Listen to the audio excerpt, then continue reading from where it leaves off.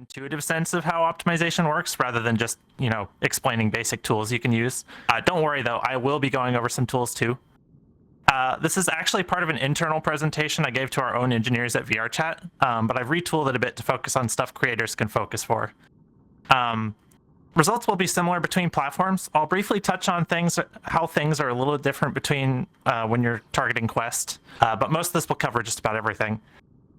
Also note that this is a very large generalization. I'm sure anyone who's deeply familiar with the subject matter can point out, a dozen exceptions or more to any of these.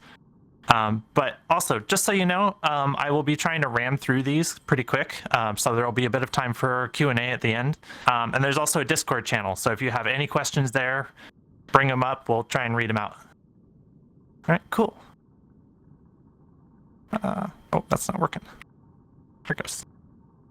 So just to start off, a quick background on me. You may have seen me on the occasional developer post if you're especially keen. But if you haven't, hello. I'm Feilen, team lead over at VR.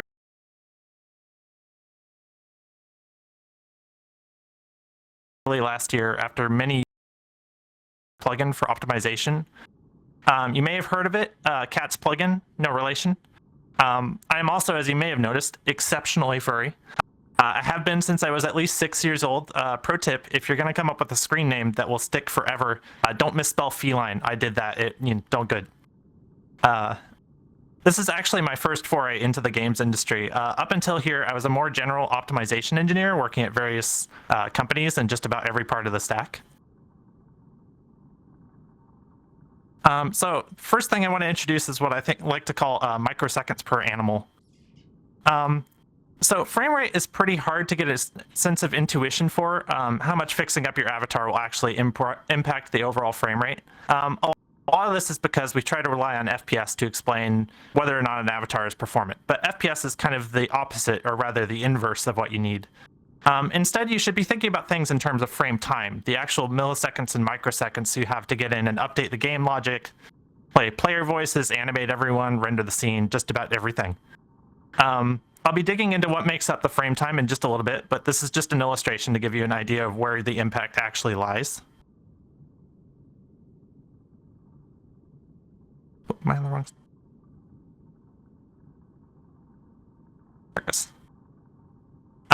So to give you an idea of how this works exactly, you basically start by dividing a second up by your target frame rate. Most of the time, this is going to be about 90 hertz on PC. That's a decent target, even if that's not the headset you're targeting. That gives us just about 11.1 milliseconds to do everything. Say half the frame time is used for a world, that's 5.5 milliseconds left for avatars. So if you got 40 avatars in the frame, you've got 130 microseconds to render each individual avatar. So here we have an example frame. I hope you all love my illustrations here. This time in a world with just 5 people. There's no problems yet.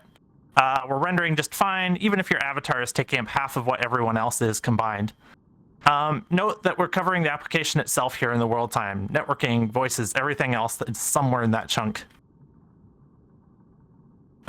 So here's a more typical scenario. You got about, say, 12 people in, and despite one person needing individually to render each and every of their teeth at about 4K, you're barely eking by. You're still making the target frame rate.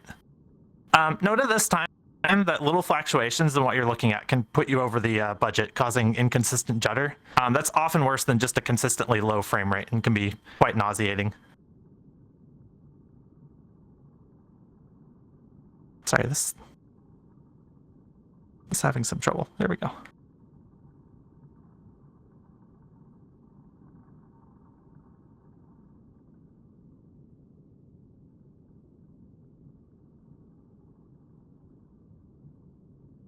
Sorry, this is not, Anyway, so you get in with your friends, you hop to a party, not a big one, maybe just 20 people.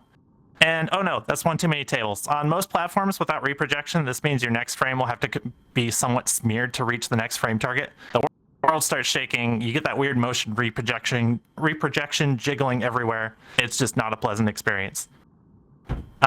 If you're on certain types of static reprojection, that means you can get fully knocked down to 45 FPS. So you got 40, double the frame time, but now you're wasting so much of it.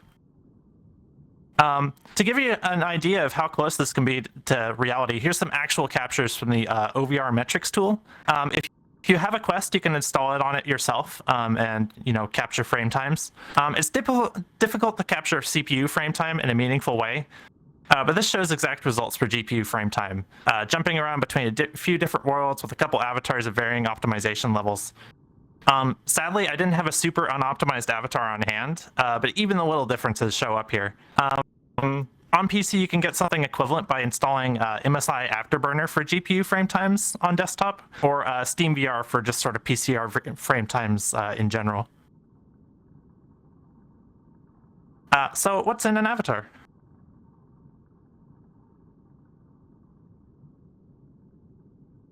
There it goes. So content optimization is actually like a professional artist skill set, which is what I've always kind of believed is a bit of a high requirement to put on end users when you just want to upload your avatar. For avatars, our eventual intent is to allow the SDK to fix pretty much everything for you at some point in the pipeline. So some representation of your avatar will always make it through.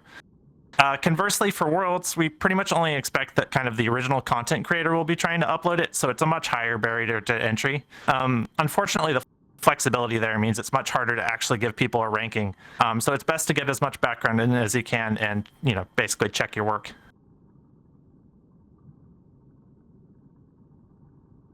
There we go. So sadly, there's a lot we have to do to that other games simply can optimize away. Avatars are a big part of this, often the biggest part. They've got skinning, voices, inverse kinematics, animation, sounds, and a dozen little other edge cases to worry about. We can't even completely turn off all of these when you're off screen or distant either, because sounds and like other goodies are controlled by the animation controller at the moment. So we have to process animation states even when you can't see them. My team has spent the last roughly year or so chiseling away at like every little bit that you hopefully won't notice, and improving what you otherwise would. But a nice thing to note, which will hopefully get better as VRChat, as we move VRChat to new rendering technologies, is that a bit of work gets to execute in parallel between the CPU and GPU. This is really good news for us, but it makes it a little extra difficult to really profile how much time the CPU is taking, as the platform can only really give you an estimate at best. Although CPU is frequently one of the most overburdened resources in VRChat, the major FPS drop you see between desktop and VR is almost entirely up to the GPU. If you're really trying to narrow it down, though, one way you can get an estimate is to invert your frame rate and then subtract GPU frame time. That'll give you an idea of what CPU time can't run in parallel. Our team has been developing a tool for a little while we call the Quelf, or Quest Array internally, which is broadly a bunch of quests on IKEA shelf that we have rigged up to navigate to a bunch of worlds and spit out graphs. Just to give you an idea of how hard it is to gather, meaningful stats on this. But different avatar components can have different impacts, and really giving an exact sense of the impact is hard, as you saw. Unfortunately, this only really gives us an idea of how much impact you'll have with your avatar. If you're designing a world, it's better to try and have an intuition and just test often, test constantly. In the meantime, just stick with the avatar caps. They don't capture everything, but they will give you a decent idea. So at the highest possible level, if you're doing avatar work, you're probably all familiar with the avatar performance ranking system. As I'm sure many of you are aware, the avatar performance ranking system is a bit of a kind of one-size-fits-all approach to maintaining a basic performance level for avatars. It has a fair number of false negatives for bad performance, but not nearly as many false positives. That is, we expect if you've been flagged as very poor, your avatar is probably actually having a much heavier weight than most avatars. If you've been flagged as excellent, you might have some issues, but generally we expect you'll be excellent. Another shortcoming of the performance ranking system is that it tries to break things down into rough categories, but it doesn't really have any enforcement beyond a few hard clamps. To make this a bit easier to make sense of, I'll only break down the couple optimization levels where you're likely to see the most difference. Poor or better on PC, and medium or better on Quest. After that, you're super likely to be perf blocked by most people. That said, please aim for better if you can. The limits we're discussing here are bare minimum, and if you're more than likely than still stealing a little few people slots from other people around you at this rate. More on how to think about that in the next section, but I'll also be trying to give you the simplest possible steps you can take to fix this, including what tools will pretty much fix it for you off the bat, and what happens if you don't, as well as any plans we have for, internally to fix it for you. For all of these, if you can, I highly recommend targeting quest with your limits, except for like triangles and materials. Having your avatar have feature parity between clients will get you a massive amount of appreciation from mobile and quest users.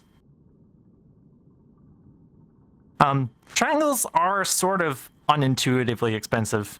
People frequently kind of point to fill rates on modern GPUs, but the worst cost for us is actually still what comes down to skinning them. That contributes a big chunk of our frame time for both PC and Quest. That said, we're slowly getting the most egregious problem solved. For example, when we moved to Unity 2022, there was a every frame copy that doubled the cost of having shape keys enabled anywhere on your avatar.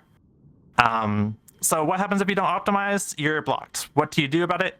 If you can bring it back into Blender and use decimation or use Mark Creators tools, which are non-free, it will deal with it for you. On our side, we've been experimenting with some SDK side decimation and atlasing. It's slow going, but we hoping to have something by the end of the year that will help you with this. Oh, my thing got one ahead. Texture memory is another one that will block you. It used to be that loading too many avatars would simply kick you out or crash, but now we try to limit it. Soon, though, we'll be trying to introduce MIP streaming. That should leave it pretty much just a download size problem. So if you don't optimize this, again, you're going to be blocked. What to do about it? Super easy. Just reduce your texture size, quality, or type until you're under the cap. Thry's avatar tools can help you here too. It'll suggest texture format changes that can save you huge amounts of memory at like no other cost. Also, look into packing textures. If you're using separate metallic and ambient occlusion maps, you can usually just stick those together. They use different color channels entirely. Our SDK now tells you to do this if you're using standard light through the UI. Important to note here, crunch compression does not help with the actual size once it hits your graphics card. This will only save you download time, and it's been associated with hitching in some use cases. Use it sparingly. MIP streaming is coming very soon. Make sure your textures are MIP mapped. They'll look better that way anyway, but some huge improvements are coming to mesh memory. One thing to keep in mind here is that even when you're checking how big your textures need to be to see the full detail, you can generally set your Unity viewport to something like 50 to 75% resolution from a few meters away, and that'll accurately represent what other people will see of you in VR. And then one big extra freebie, I always suggest turning this on, but turn on Kaiser bitmap filtering for textures. The default in Unity is box, but that really blurs textures from a distance as the lower MIPs load in. It's basically free detail. There's no performance cost. It's just use it.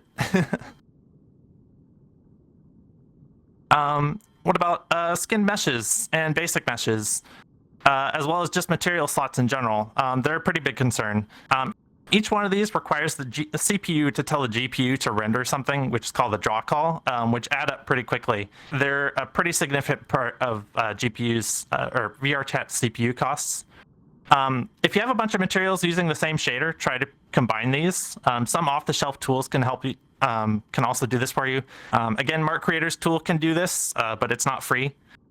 And again, we hope to have something built into the SDK to deal with this for you by, hopefully the end of the year.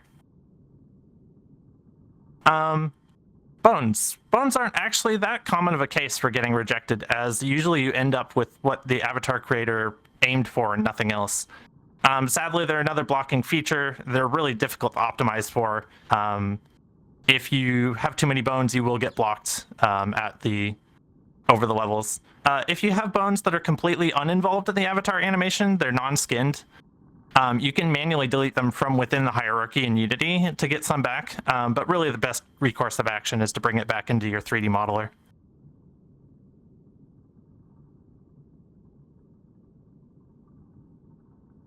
There it goes. Bound size is another one that's blocking, but it's super trivial to fix. Right from Unity, you can just click edit on any bounds and edit the bounds for one of your renderers if you have, for some reason, a render that's like 10-25 meters for seemingly no good reason. Instant fix. Sorry, this isn't registering. Unity cloth is a bit of a weird one. Very few people use this. It actually does a vertex-wide cloth simulation, but you only get a super limited number of vertices, and they're pretty buggy. Honestly, if you haven't used Unity cloth before, it's a bad time to start. Fizzbones can give you a passable simulation of cloth, and then other people can interact with it, and it's a fraction of the cost, and it's cross-platform. Fizzbones.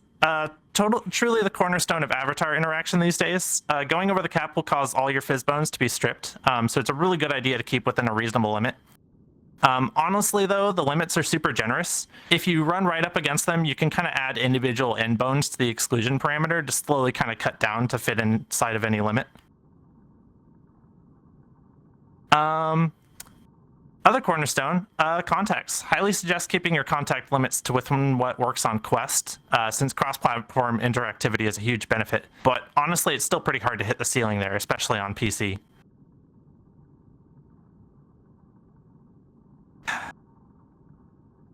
There we go. Lights. Lights are, don't use lights. Unless you're doing something for utility or testing avatar, I would generally say it's a really bad idea. One light can be used on a PC avatar without kicking you down to very poor, but honestly, you shouldn't be able to. Remember the draw call issue I talked about before?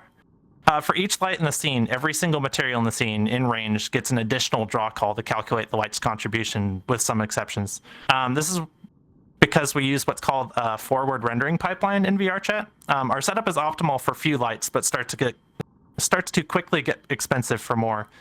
Basically, you multiply the cost of every single person around you. I would use emissive if you want cool effects on your avatar. Worlds try to frequently fake the effect of real-time lighting with LTCGI and other related trickery, and that has much greater impact than just a plain old light would get you. Particles. Particles are awesome and pretty easy to keep low. If you start to go over the limit here, all your particle systems are removed, but it's pretty easy to keep within bounds. Just limit the total number of particles per system until you're under the cap. Sadly, even a single particle system will cause your avatar to be marked as poor on Quest, due to some difficult to predict situations where avatars can become like explosively expensive due to overdraw. We hope to have something for that, but it's not, on the active roadmap at the moment. And then finally, audio sources. Vital to add head pet noises to your hands and presumably something else. I haven't thought of a second use case yet. We've recently added some new components which will let you swap out different audio clips without using more sources. I highly recommend taking advantage of that. As a result, we're also in the process of evaluating avatar audio on Quest, so keep an eye out there. The main resource additional audio sources take up is memory, so make sure you're keeping an eye on it. Short audio sources should be decompressed in background. Longer audio clips should be streamed from disk. I believe more modern VRChat SDKs will warn you about this, but it's good to keep in mind anyway. About MISC avatar tuning. There. Not constraints. They're not currently constrained on PC. They're not allowed on Quest. This one was encouraged for a while until it turned out they're obscenely expensive in Unity for a very weird reason. We have a new constraint system that's being introduced very soon. Keep an eye out for that. No more than a handful in the meantime. Materials and shaders. Shaders are great. Abuse them as much as you can, but try to ensure that you do some GPU profiling. The overall cost of a shader can entirely be summed up by total GPU cost, and you can usually make a worst case world test by just making a giant inverted dome of it and then loading it as a world. Do that. Shader GPU cost for fragment shaders usually scales by the actual portion of the screen you're using. If you're especially clever and you don't mind spending a few extra evenings on it, dynamic shader branching can also save you a decent chunk of GPU time. Just look up how to avoid divergent pixel tiles and other kind of gotchas. It's up to taste. I'm also personally a fan of any shader that can extrapolate specularity from light probes. I'll explain that a little bit more when we get to worlds. And I personally think that just about everyone should be trying to mess with detail maps if you can. Basically, this just lets you overlay some extra color or normal maps on top of your existing ones with a totally different UV map or tile size. So you can overlay a fur texture that repeats hundreds of times, letting you see individual hairs while barely impacting render cost. To go even crazier, you can use your avatar's normal maps as an offset for other sampling and make it look like the color is being dragged around by the fur patterns. Go nuts, just profile. Grab pass shaders. Grab passes can get out of hand very quickly performance-wise, because they basically have to force another render pass step for each one. This isn't too bad when there's only one or two, but as soon as a few people have them on, it can hugely increase the render time. Most people use them for pretty insignificant details too, such as like glasses or eyes. You can get similar effects by baking in a cube map at the same location for something like 1/500th of the cost.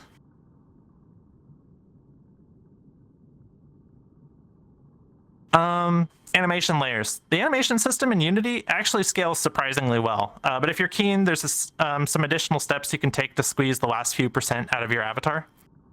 VRC Fury has some extra settings to squeeze your avatar's entire animation structure down into what's called a direct write animation setup, which scales vastly better than much more complex avatar setups. The benefits here can be minimal compared to other optimizations, but if it works for you, it's a freebie. One important thing to note is that animation layers scale well within the same animator. There's basically no reason to have two animators on the same avatar, unless you're doing some kind of super unusual avatar stuff, understandably.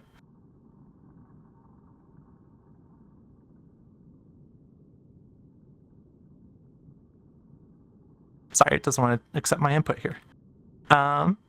Prop methods. It used to be the case that creating avatar props with varied methods all had their own drawbacks, but newer Unity versions have partially dealt with this. Popular methods include creating additional bones that hold the avatar and can be skinned out of existence by, scaling down to nothing, saving skinning costs, or using shrinking blend shapes. It used to be super expensive, but now okay. Both of these methods will work great on Quest, as long as you make sure you've combined your materials. On desktop with custom shaders, there's also UV tile discard or UDIM. That's also a great method.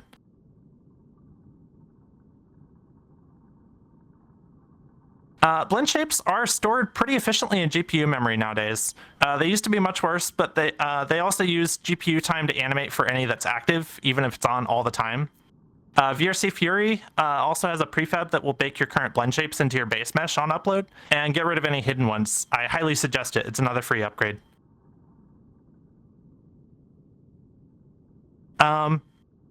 Just a quick through on worlds. I've also got some general advice here.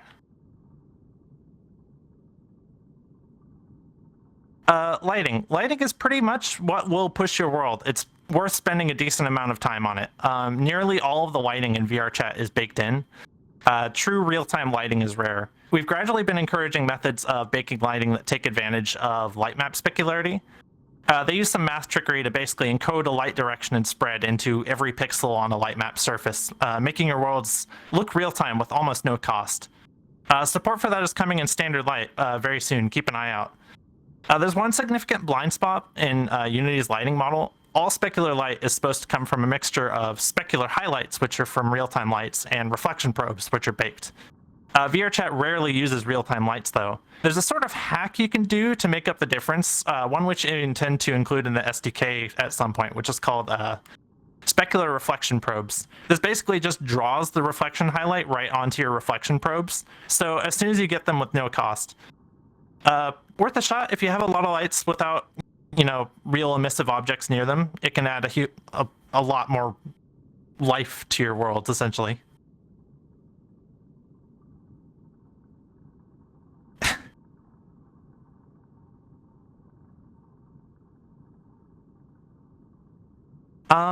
Baked culling.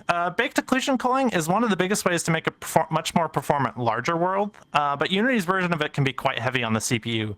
Do make sure you test before and after trying to see if it actually helps you. If you're willing to put in the extra work, you can achieve a similar effect by using Udon to turn off known distant rooms as you enter new worlds.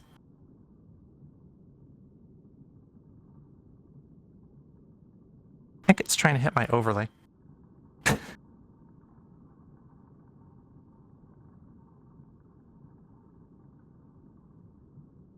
There, that worked. Poly count is still a significant cost in worlds, especially on mobile. A slightly underutilized feature in Worlds is to use LODs. We support the standard LOD group component in Unity, which drops detail as things get further away. There's a few plugins on the Unity store that can create LODs from just about any arbitrary object. I highly suggest giving those a shot. Mirrors. Mirrors are expensive. You knew that, but they're a lot more expensive than they should be, as currently Unity does not correctly cull the area outside of the visible viewport when rendering mirrors. We are working on this, but in the meantime, if you're going to use a mirror, you might as well make the most of it. Try to cover a wide area. Really tiny, detailed mirrors are a nice effect, but much more expensive than the impact that they have. World size. VR World Toolkit is a great tool for world creators, especially as it'll give you a lot of this advice as completely automated warnings. Finally, once you're to the point of trying to upload your world, highly suggest actually tuning your world's upload size. VR World Toolkit can help you do this by giving object-based breakdowns of what's biggest. And definitely, if you're going to be doing a gallery or something, it's worth trying out the VRC image downloader components instead, and just sort of loading things as players walk near it instead of keeping it in the memory the whole time.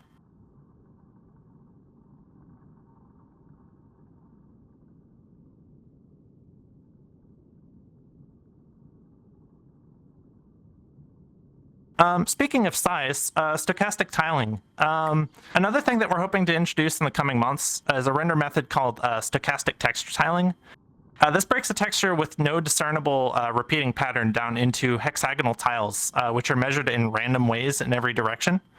The result is an infinitely repeating texture with no visible repetition. You can use a 256 by 256 texture and cover an entire parking lot, and it'll simply look real. It's best for natural textures. Things which have an obvious structure to them don't work very well. But if you combine that with the baked lighting suggested earlier, you can fit an absurd amount of detail into a world that runs on just about anything, on Quest, on mobile phones, on iOS.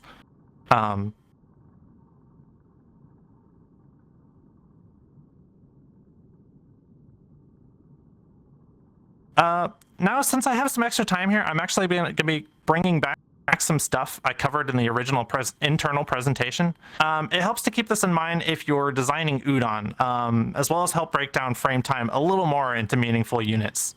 But this will mostly be focused on world creators. Data locality. Stuff is loaded in your computer in what's called cache lines, retrieved as big blocks and then kept closer to the CPU the more recently they've been used. Blocks are all loaded together, regardless of if you use the whole line or not.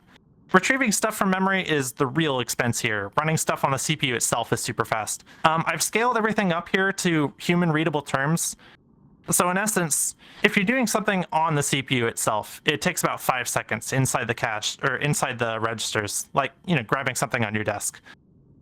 Then retrieving something from the L2 cache takes about 2 minutes, like getting up and fetching something from the rest of your house or your backyard.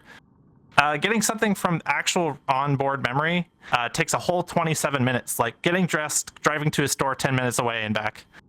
The problem here is latency rather than speed. You can always fetch a lot of stuff while you're at the store, but you can grab a ton of sequential memory faster than you can grab a bunch of individual things. Algorithm analysis can have some blind spots around data locality. Now, here's what hurts a little bit. C# stores all instances of objects in separate chunks of memory, so it can dispose of them independently. While there's likely several implementation layers deep of optimizations on top of this, for practical reasons, this is still true. Exception is things declared as structs. Use that when you're using just data. So what can we do about that? Reuse of structures using pooling is a really good way to keep things actually fetched and avoid a huge overhead of garbage collection. Pooling is essentially just keeping the memory around you want to use for something and keeping track of the usage yourself. Touching a structure in any way that actually reads its contents requires fetching it. Avoid that if you're not actually going to use it in a particular frame. Algorithms are super important, but probably not going to be impacting most of you in a day-to-day way. There might be a touch of this more as we move into Udon 2, so I figure it's good to include it anyway. Come on. Most deeper algorithm analysis isn't going to affect our day-to-day work, but you never know. I'll assume you're all familiar if you need to be. But for practical concerns for everyone else, data locality is still pretty key here. Hash maps under the hood basically just turn a piece of data into an address, so you can go directly to it rather than checking everything in between. Your Frank lives on F Avenue, our house is down. You don't need to check every other house, basically that. Probably won't come up, but just don't use linked lists unless you're using lock-free queues, in which case you should apply to be on my team. And then lastly, I've just got a little couple notes on here for anyone doing shader design. GPUs work a little different under the hood. The shader pipeline unpacks textures between parts of the cache, but the broad principles are the same. Important to remember that GPUs generally aren't going to be keeping a ton of stuff between frames. So basically imagine everything is being grabbed every time anew inside the same frame. It's a bit easier to analyze, but loops and branching are bad. So generally you're limited to the most instructions happening in a single pass, which means that shaders are much easier to analyze, like statically analyze, to figure out just how many instructions they use. Mobile works a little bit differently. To keep the overall memory needs absolutely minuscule. Instead of setting up and unpacking everything in between frames, imagine it happening between every 64 by 64 tile of the screen. Mobile devices run their whole pass over every single chunk of the screen. This is why post-processing is so complicated. Pardon me. And just a little note here on draw calls.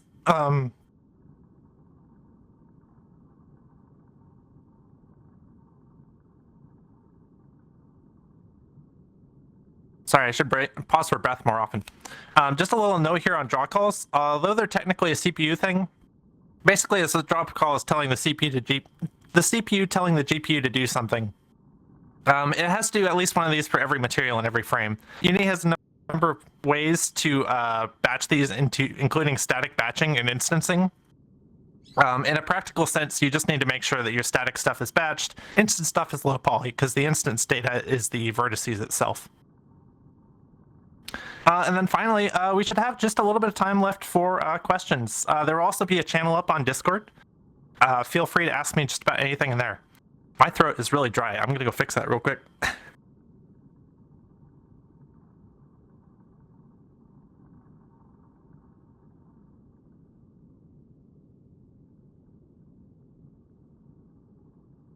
Ready when you are.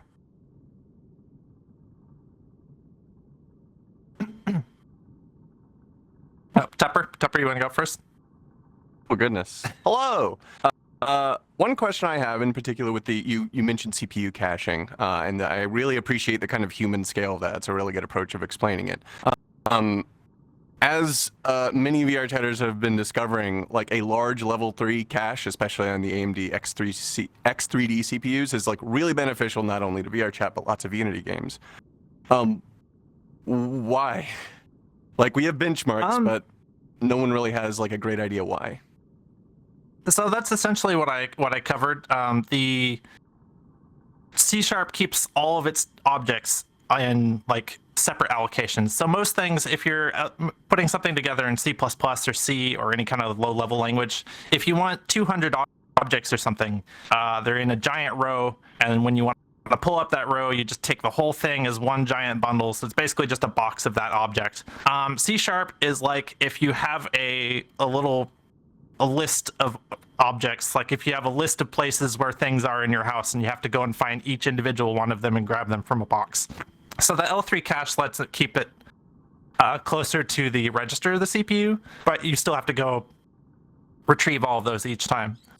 Right. The hope is as we move into more kind of low-level code, we've started introducing C++ and Rust into the client itself. The hope is that we will slowly start to make gains on this and, you know, solve that problem. Gotcha. Okay, cool. Thank you.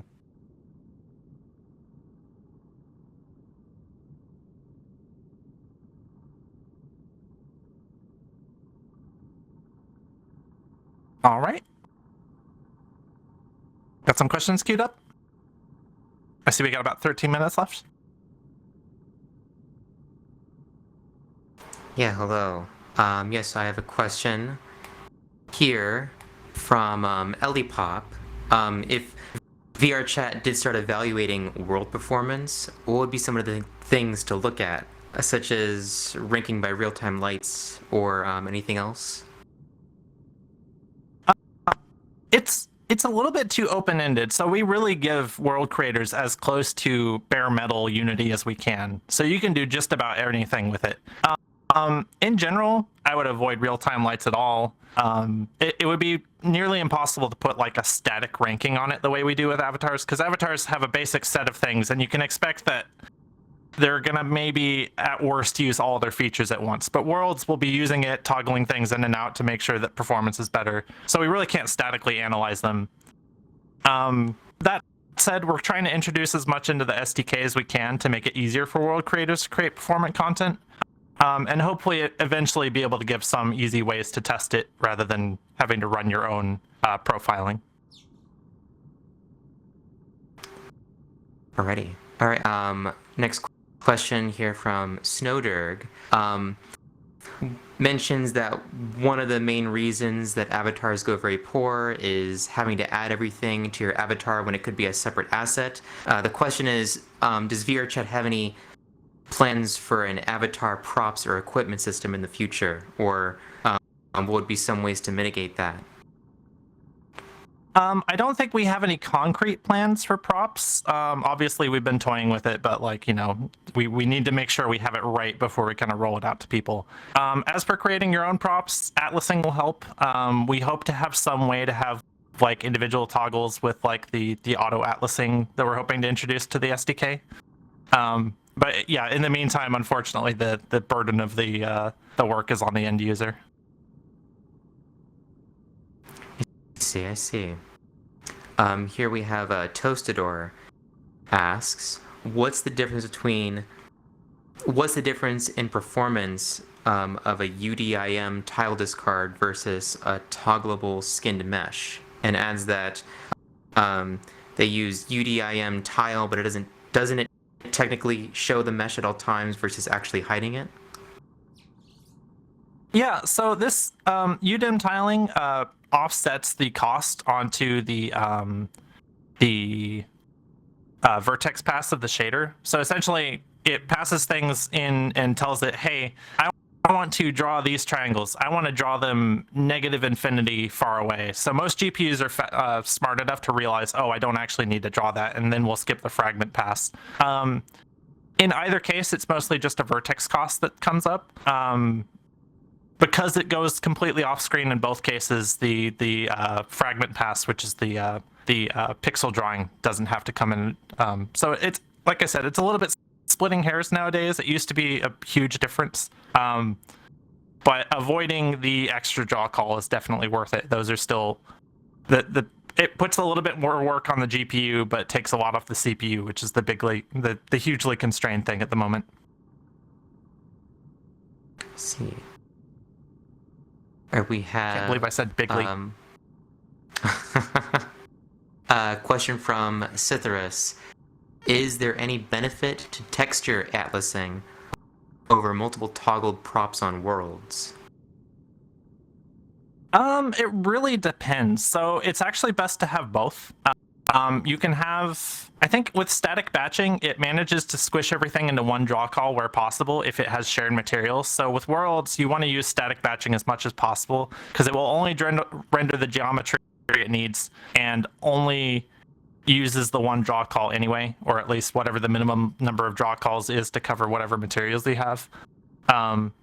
As far as anything else, if it's like super small, super low poly, you can use instancing. Yeah, that's pretty much my advice for that. Okay. Let me keep looking here.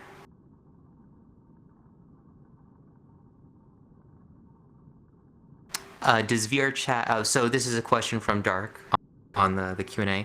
Does VRChat plan to utilize any of the DOTS or ECS features for animators or anything else?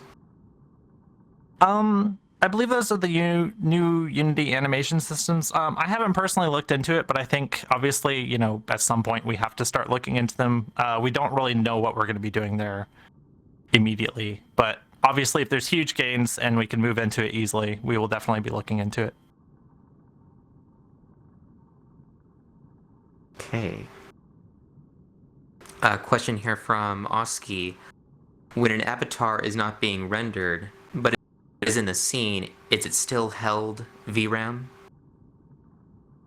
Oh yeah. So unfortunately, while we don't have MIPS streaming available, every material that's loaded in the scene has all of the texture memory that it would use completely used on the GPU. So that's essentially why if you tried to jump into the 250 people instances this weekend, you had a smaller GPU, you might have crashed out. It fills up until it explodes. We hope to very soon be introducing mipmap streaming. There was some really deep technical reasons why we couldn't do it up to this point, but we think we managed to swing it now. And the hope for that is that we'll be able to dynamically manage VRAM, so just essentially any GPU will work as long as we can pass things in and out fast enough.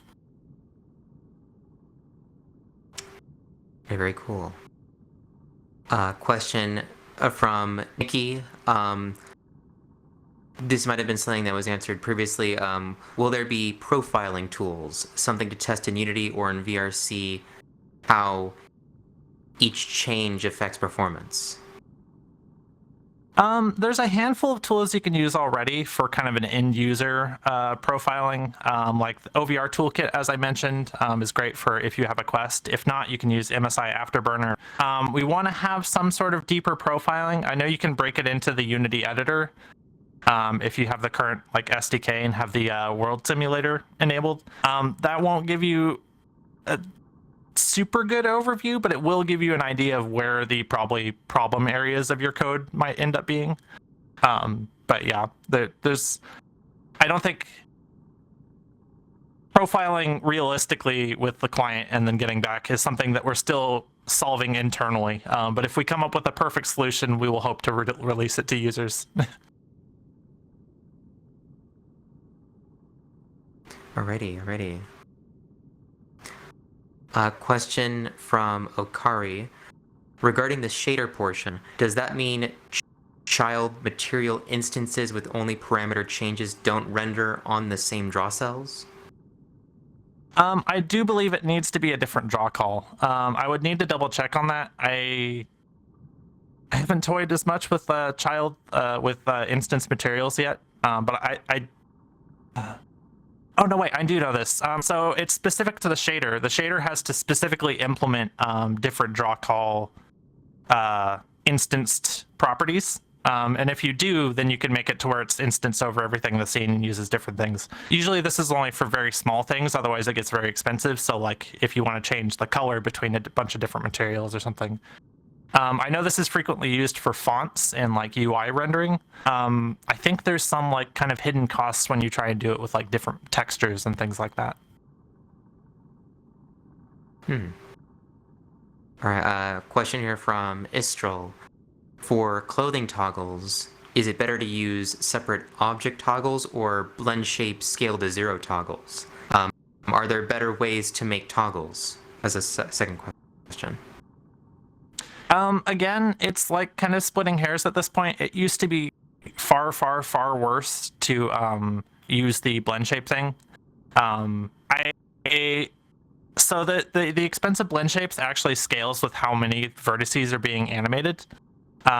If you're using a whole lot of blend shapes to do it, it's definitely worse. I would go profile it. I do know that when you combine materials, regardless, you're using less CPU time, which tends to be our more contentious area, so that's probably generally better. UDIM, the only reason I hesitate to recommend UDIM is that it's usually kind of a hard thing for users to implement, but it's something we hope to implement kind of essentially like SDK side, so it does it for you one of these days. Gotcha. Question here from Snuggly Ghost. For fizzbones, for such as ears or tail fizzbones, is it better to have a central bone root and one child per ear or tail? I think in general, from what I understand, the less fizzbone components, the better.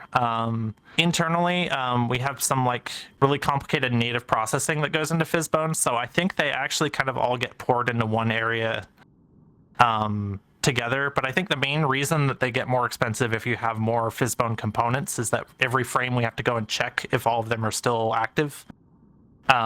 So in general, I think it's better to reduce the amount of fizzbone components. That the SDK obviously pushes you in that direction. 1 or 2 extra fizzbones is like no cost versus that. Gotcha. I had a couple of the questions here.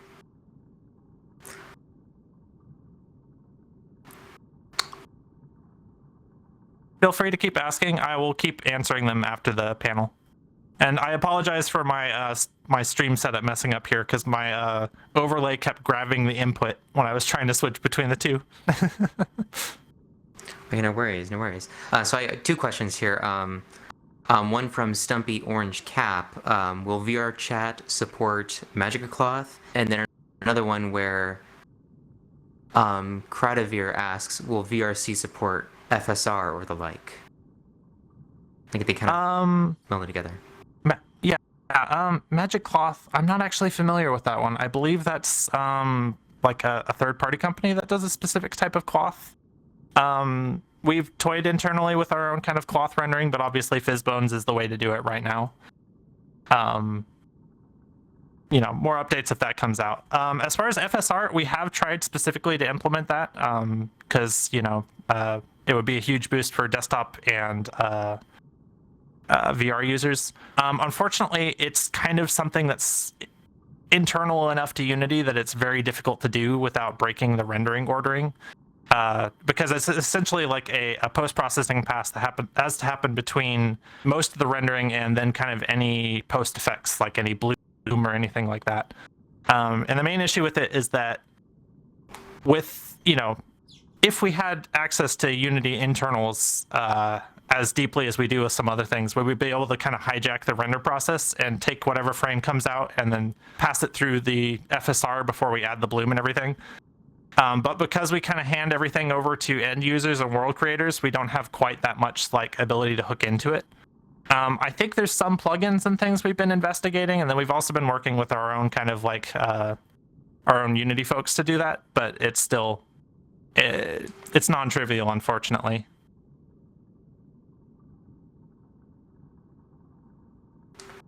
Gotcha. I think we got time for at least one more question here. Question here from Dipole. Are there any plans to change the performance ranking in the near future to better represent the actual performance impact? And maybe to build on that, how has the performance ranking evolved over the life of, or at least, you know, as long as you've been here for with VRChat? The performance ranking at the moment, it's a little antiquated. It's a, like I said, it's a good filter for the very obviously bad. It doesn't capture, I think, kind of the nuance of a lot of avatars, especially if you kind of use a bunch of one component but like are otherwise optimized between other things. We've been kind of investigating kind of a dynamic cap. Unfortunately, just the amount of profiling we have to do to make a meaningful estimate is very complicated. But it is something that we are looking into. I don't know when we can say that will be delivered, but we hope soon. It's if not, you know, we will always be looking at if we can meaningfully change the ranks to fit something more representative of the actual frame time we expect things to take. All right. I think we're over now. Do you have any other final comments here? I know you mentioned that you'd, if people still had questions, you'd go back into the Q&A channel and go through those, answer those if you can. No, nothing off the top of my head. Stay furry.